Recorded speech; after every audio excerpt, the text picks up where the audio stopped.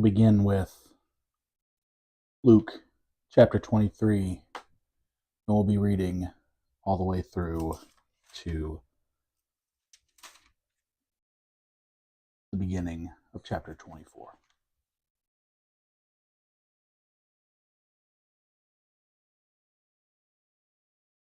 And the whole multitude of them arose, and led him unto Pilate. And they began to accuse him, saying, We found this fellow perverting the nation, and forbidding to give tribute to Caesar, saying that he himself is Christ a king. And Pilate asked him, saying, Art thou the king of the Jews? And he answered and said, Thou sayest it. Then said Pilate to the chief priests and to the people, I find no fault in this man. And they were more fierce, saying, He stirreth up the people, teaching throughout all Jewry, beginning from Galilee to this place. When Pilate heard of Galilee, he asked whether the man were a Galilean. And as soon as he knew that he had belonged unto Herod's jurisdiction, he sent him to Herod, who himself was also at Jerusalem at the time. And when Herod saw Jesus, he was exceedingly glad, for he was desirous to see him of a long season, because he had heard many things of him, and he had hoped to have seen some miracle done by him. And he questioned with him in many words, but he answered him nothing. And the chief priests and scribes stood and vehemently accused him. And Herod, with his men of war, set him at naught and mocked him, and arraying him in a gorgeous robe, and sent him again to Pilate. And the same day Pilate and Herod were made friends together, for before they were at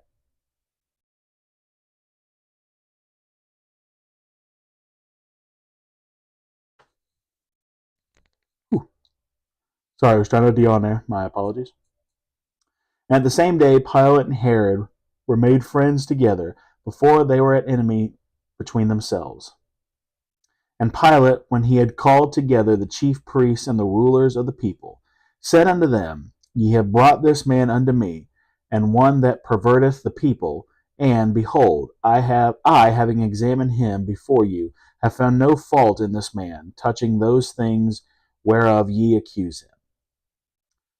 No, nor yet Herod, for I sent you to him, and lo, nothing worthy of death is done unto him. I will therefore chastise him and release him, for of necessity he must release one of them at the feast. And they cried out all at once, saying, Away with this man, and release unto us Barabbas. For a certain sedition was made in the city, and for murder was cast into prison. Pilate therefore, willing to release Jesus, spake again to them, but they cried, saying, Crucify him, crucify him. And he said unto them the third time, Why, what evil hath he done? I have found no cause of death in him. I will therefore chastise him, and let him go.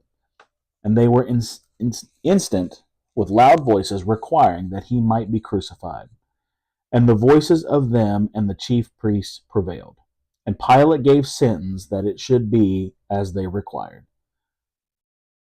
And he released unto them him that for sedition and murder was cast into prison, whom they had desired, but he delivered Jesus to their will.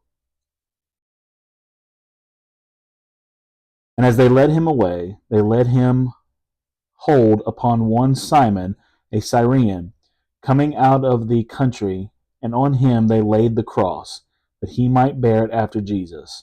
And therefore followed him a great company of people and of women, which had bewailed and lamented him. And Jesus, turning to them, said, Daughters of Jerusalem, weep not for me, but weep for yourselves and for your children. For behold, the days are coming in which they shall say, Blessed are the barren, and the wombs that never bare, and the paps which never gave suck. And then they began to say to the mountains, fall on us, and the hills cover us. For they do these things in green tree. What shall be done in the dry? And there were also two other malefactors led with him to be put to death. And when they were come to the place which is called Calvary, there they crucified him, and the malefactors, one on the right hand and one on the left. Then said Jesus, Father, forgive them, for they know not what they do. And they parted his raiment and cast lots. And the people stood beholding, and the rulers also with them derided him, saying, He saveth others, let him save himself, if he be Christ, the chosen of God. And the soldiers also mocked him, coming to him and offering him vinegar, and saying, If thou be the King of the Jews, save thyself. And a superscription was also written over him in the letters of Greek and Latin and in Hebrew, This is the King of the Jews. And one of the malefactors which were hanged railed on him, saying, If thou be Christ, save thyself and us. But the other answering rebuked him, saying, Dost not thou fear God, seeing thou art in the same condemnation? And we indeed justly, for we receive the due reward of our deeds. But this man hath done nothing amiss. And he said unto him, Jesus, Lord, remember me when thou comest into thy kingdom.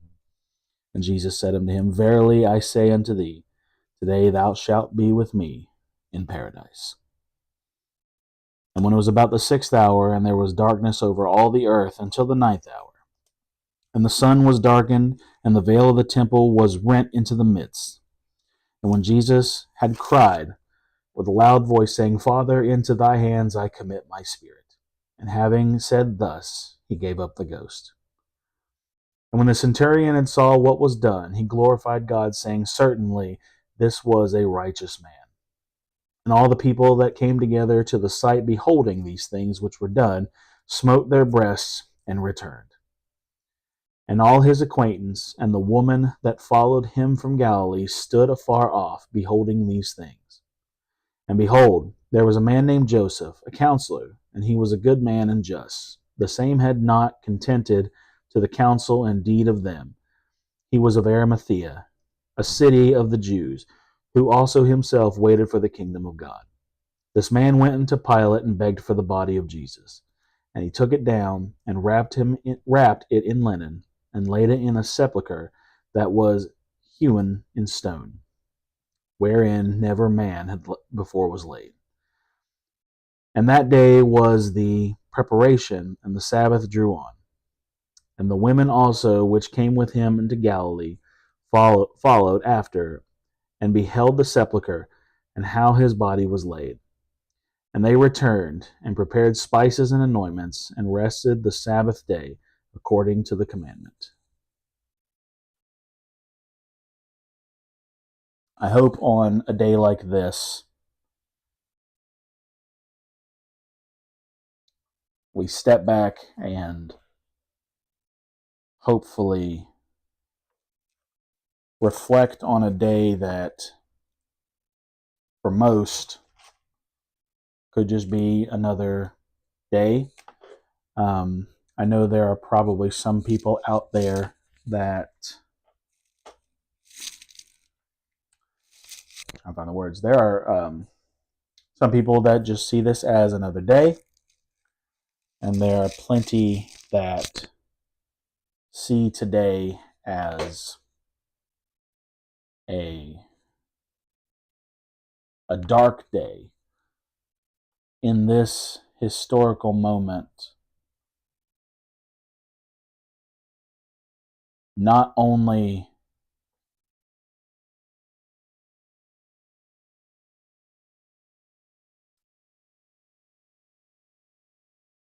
was the face of God turned away from Jesus,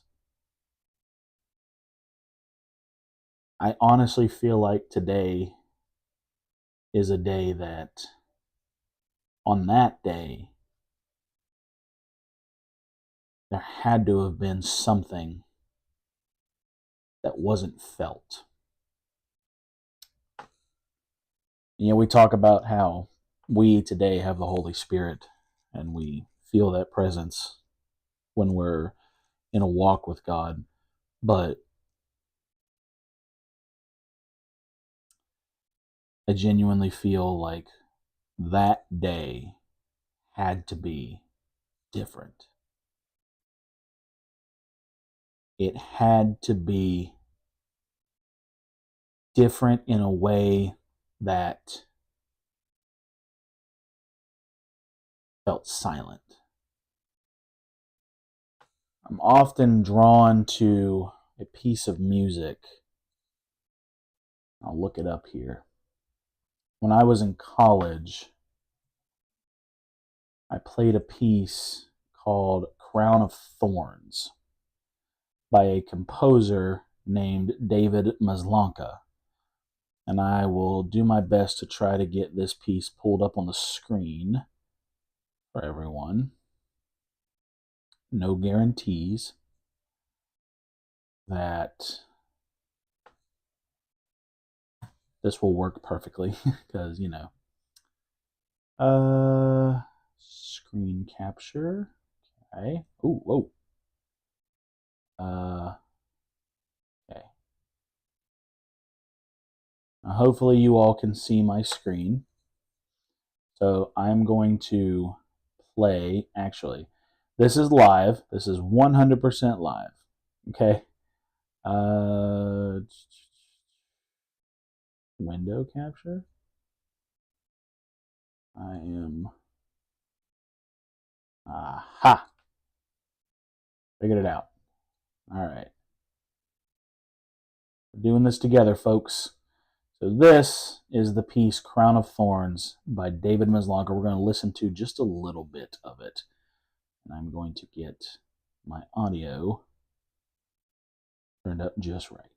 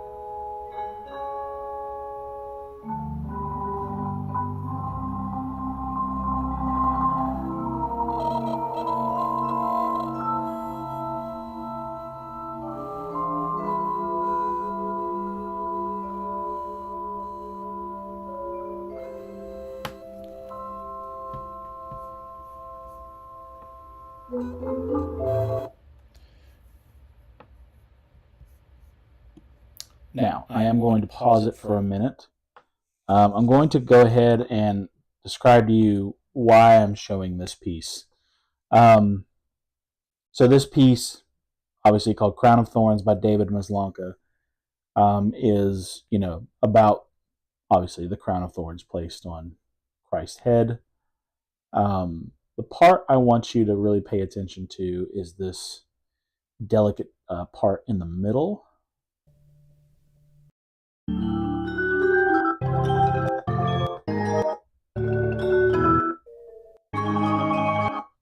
So this middle section, I feel like truly represents the scene on the cross, and after Christ says it is finished, this part right here really tells the meaning of the darkness that follows.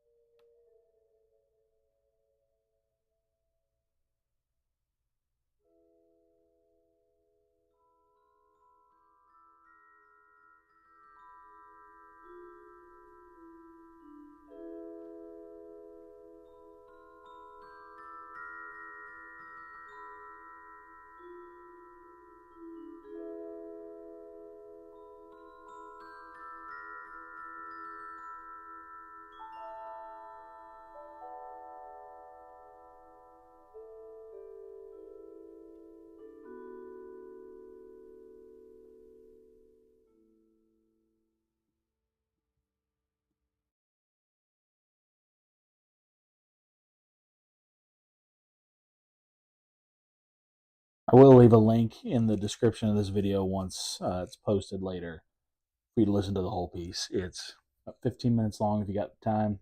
Very beautiful. I don't know if anyone else has joined, which is totally okay. Y'all can watch this later. So the purpose of this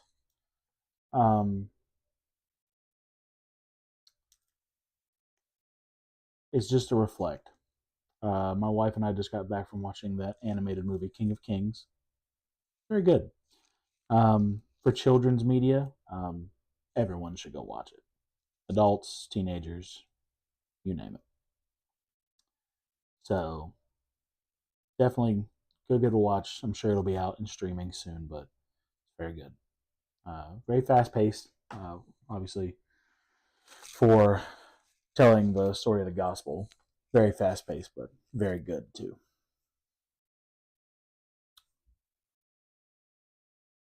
Just think about more of the purpose of each individual day. The crucifixion, Saturday before, and the Sunday to come. Regardless of what tradition you hold to when it comes to, what was Jesus up to during this 3-day period, hold tight to it because, obviously we don't fully know. Some traditions teach that, because he had bared the weight of sin, that he descended into hell. That's where he took the keys. Some believe he preached down there. Obviously, we're not going to get into debate about that, but what we can debate on is whether you should be in church or not tomorrow. I saw a post that had talked about a lot of people haven't been to church in a while, and for some of those people, tomorrow will be the first day that they had been in church since Christmas. Maybe some had attended a New Year's service because they said, all right, in 2025, my New Year's resolution is I'm going to get back in church. Some might go to church and be the last time you see them for a while. Regardless, we'll welcome them with open arms. If you don't have a place to go, I mean, I got plenty of churches you should go to. I can think of. Come to the Nazarene Church in Buffalo, Oma Chapel at Arbuckle Creek, just outside of Buffalo, Wolf Valley Baptist, just even further out from that, Cross Creek Community Church in Buffalo. And I'm talking to people, I know we're on YouTube and anyone in the world can see this. I'm talking about local churches to me. Plenty of places. Wherever you're watching from on Easter Sunday, go to church. Okay? It doesn't matter if it's been 3 months, 3 years, 3 decades since you've been in church. Go to church. All right? There's no path that you could have strayed off of where you're not going to be welcomed. All right? Find a church that's preaching out of this. Okay? Find a church that's preaching out of the Bible. And find a church that's not afraid to mention of why we celebrate tomorrow. Okay? It's not a pagan holiday. It's not rebranded anything. It's simply Resurrection Sunday. It's Saturday, but Sunday's coming. Take care, my friend.